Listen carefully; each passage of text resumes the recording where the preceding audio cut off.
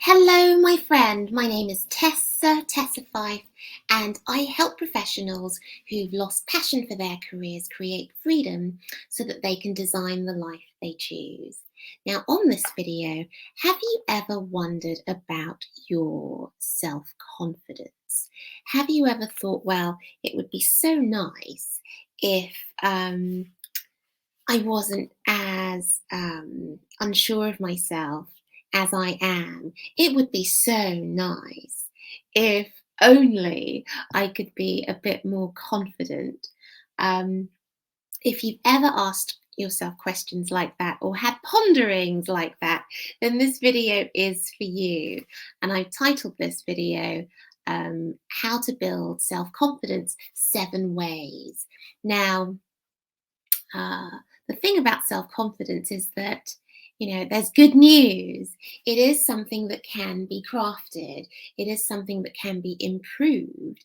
It is a skill that you can build. Yeah. So, though you may not be as confident as you want to be now, there is good news in that that can change. Okay. So you can learn how to improve that and how to build that. So if that resonates with you, I'm really excited because you hopefully will get some value from this video. Now, I love reading, and especially when it's something to do with a topic that I'm interested in like this. So I was reading a fantastic article by a psychologist who was examining, 1,000,001 ways to build your confidence, and it just resonated with me so much. So I just picked out 7 that were like, the biggest ones, and I thought I would share them with you in a video in the hope that they bring you value as well. All right, so I'll crack on. And these are in no particular order, actually, except for the first one. Number 1, you really have to try and identify where the lack of self-confidence is coming from. Yeah. Why is that important? Well, it's going to help you to, first of all, focus on the culprit or the area where your lack of confidence comes from, and it's also going to help you to reinforce more positive, um, sort of replace that with more positive um, thoughts and words about that thing that is, making you feel quite low in confidence. Are you with me? So you may say, well, Tessa, yeah, that's all good and well, but how do I do that? Well, one really good way, I mean, self-reflection, yes, whether you decide to actually do some journaling, which I'm kind of a fan of because it's just so revealing, what comes out of it. But doing some self-reflection, and I would encourage doing some journaling. That's a really good way to get to the nub of it. Okay. All right. Number 2, really wanting to align, your actions and what you're doing with your true self. Yeah. Aligning with your true self. So, um, what do I mean by that? Well, aligning with your true self and your true desires. I think so often we have ideas of who we should be, what we should say, what we should look like, how our hair should look.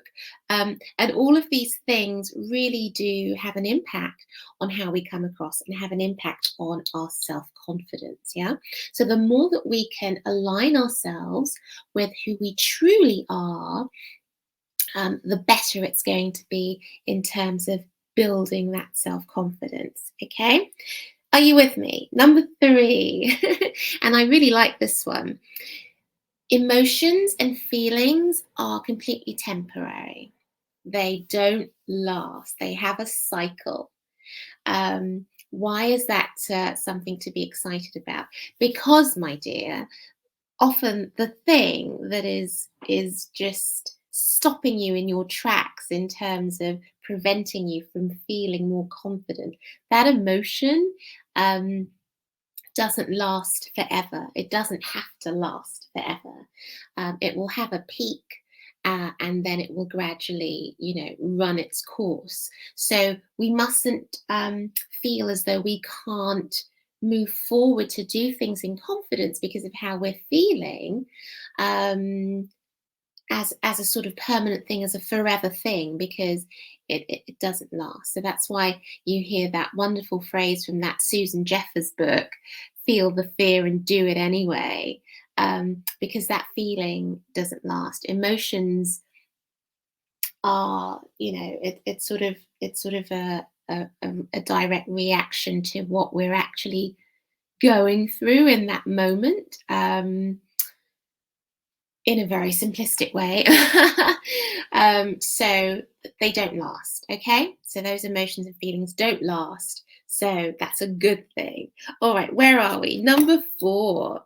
I like this one, and I've even been practicing it on myself today. Cultivating self-compassion. Cultivating self-compassion. Often we're so hard on ourselves. Aren't you really hard on yourself? I know I am. I know I can be. Um, and there are times when we really need to be that beautiful inner voice, um, of compassion for ourselves, especially we women. We're so good at doing that for other people, but do we do that for ourselves? So the more we can create that environment, of self-compassion for ourselves, the more we are sort of allowing ourselves and freeing ourselves up to grow and to build confidence. Knowing that it's okay if I mess up today. I just messed up, but it's fine because every day I'm getting better and better. So being more compassionate towards ourselves. Number 5, I like this one. Standing up to your own inner critic, that inner voice. Now, oh my goodness, isn't the inner voice responsible for so many naughty things, especially if left unchecked and, acknowledging it and then squishing it like a little bug and saying, actually, that's false. you are spreading fake news in my head, right? So knowing how to control that inner voice. It's not that you're going to stop the thoughts, but in the way that Eckhart Tolle talks about, kind of acknowledging it. So it's like you're saying, yeah, I see you, inner voice. I see what you're saying.